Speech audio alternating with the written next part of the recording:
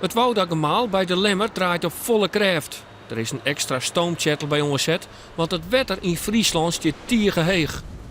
In een minuut kan het gemaal 4500 kuub water lozen op de IJsselmar. De inhoud van deze hal bij Besteen gaat er iedere minuut terug in.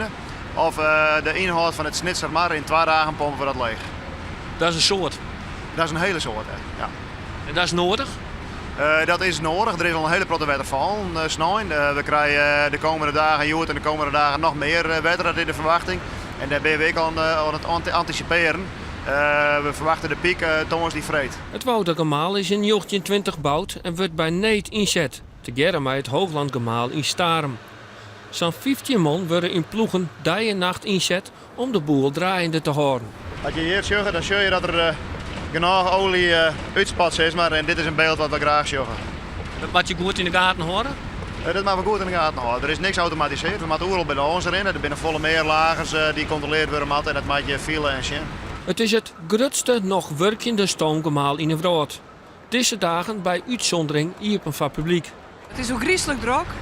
Meestal komen uit het hele land. We krijgen overal telefoontjes bij. En nou ja, die zegt het zelf. Het is een enorme publieke belangstelling.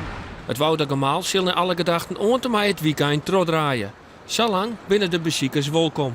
Techniek wat hier is, en dat ze zoveel water wegpompen en toch Noord-Nederland probeert droog te houden. Nou, dat is een uniek staaltje. Ja, geweldig. Wat vies is zo mooi, hoor.